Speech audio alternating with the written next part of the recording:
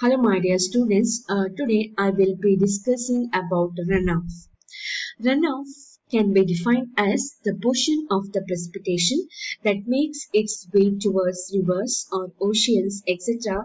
as surface or subsurface flow. Surface runoff can be generated either by rainfall, snowfall or by the melting of snow or glaciers. Runoff is that portion of the rainfall or irrigation water which leaves a field either as surface or as subsurface flow. When the rainfall intensity reaching the soil surface is less than the infiltration capacity, all the water is absorbed into the soil. As the rain continues, soil becomes saturated and infiltration capacity is reduced. Shallow depression begins to fill with water, then the overland flow starts as runoff. The amount of water on the land surface is transit towards stream channel is called as detention storage or surface detention. Mainly, there are three types of runoff: surface runoff, subsurface runoff and base flow. We'll see what is surface runoff.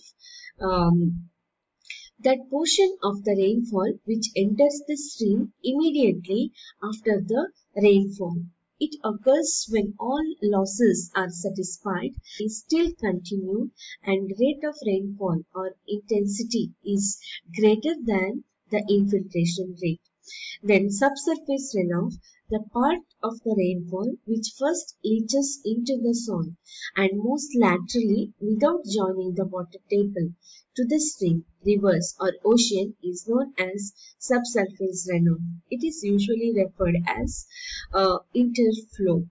Then base flow, it is delayed flow defined as that part of rainfall which after falling on the ground surface infiltrated into the soil and meets to the water table and the flow to the streams, oceans, etc. So here the movement of water is very slow and it is also called as delayed runoff.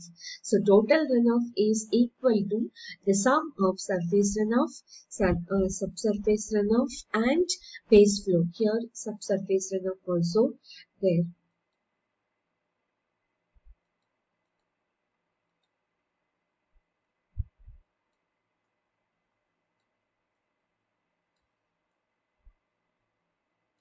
Subsurface runoff.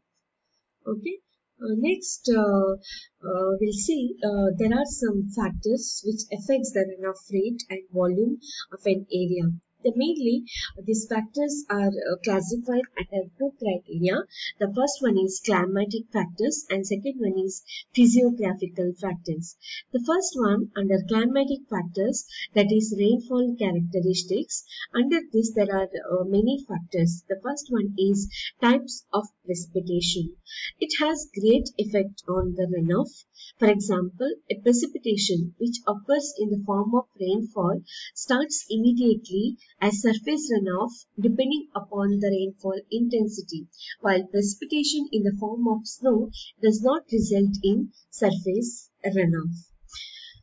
Rainfall intensity. If the rainfall intensity is greater than infiltration rate of the soil, then runoff starts immediately after rainfall.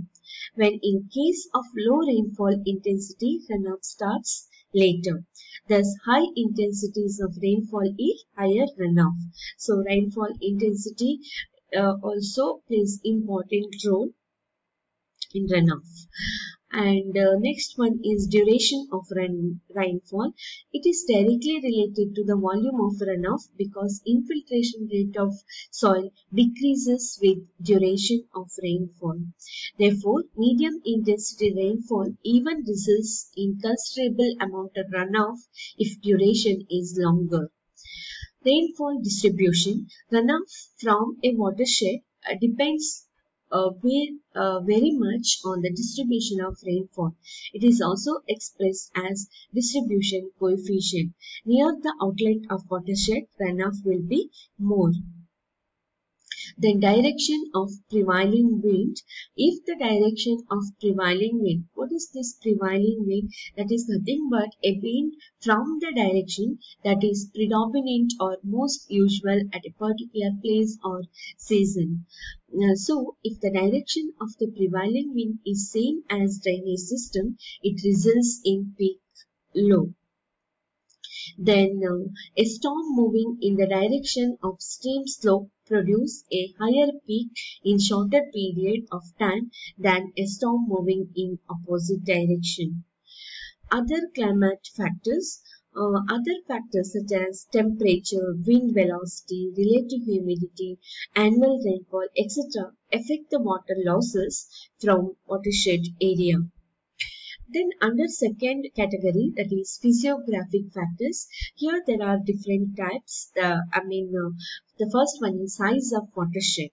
A large watershed takes longer time for draining the runoff to outlet than smaller watershed and vice versa. Okay, means larger watersheds takes longer time for draining the runoff to outlet than the smaller watershed.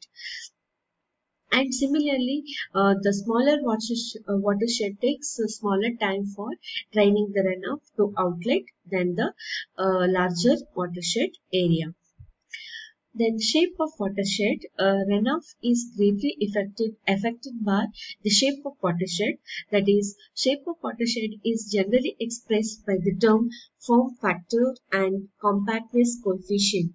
Form factor is nothing but it is the ratio of average width to actual length of the watershed, and compactness coefficient, that is nothing but the ratio of perimeter of watershed to circumference of circle whose area is equal to the area of watershed. Then two types of the shapes, that is fan shape tends to produce higher runoff very early and fan shape tend to produce less runoff. This is the fan shape watershed and this is fern shape. So here less concentration time causes intense floods, and here more concentration time causes the floods.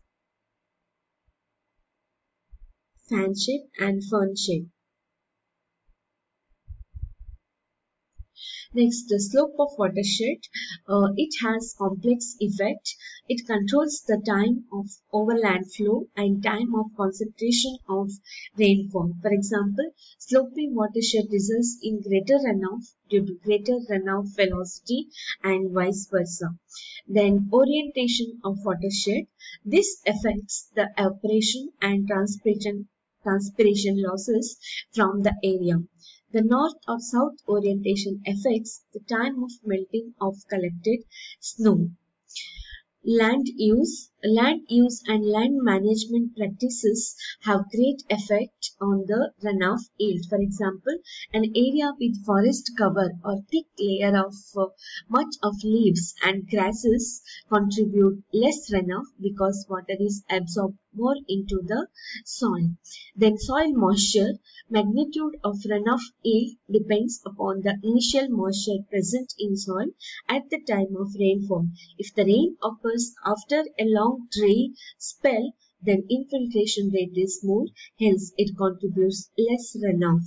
Then soil type. Infiltration rate very much vary with the type of soil, so runoff is greatly affected by soil type. So, topographic characteristics, it includes those topographic features which affects the runoff. Undulating land has greater runoff than flat land. Then drainage density, it is defined as the ratio of the total channel length in the watershed to total watershed area. That means the ratio of L by A. Greater drainage density gives more runoff.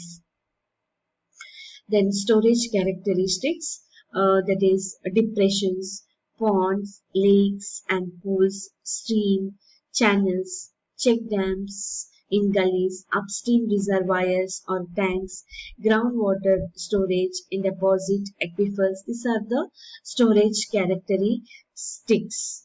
Okay, so these are the some of the factors which affects the runoff It is very simple, no need to explain much in this chapter. I hope all of you understood. Thank you.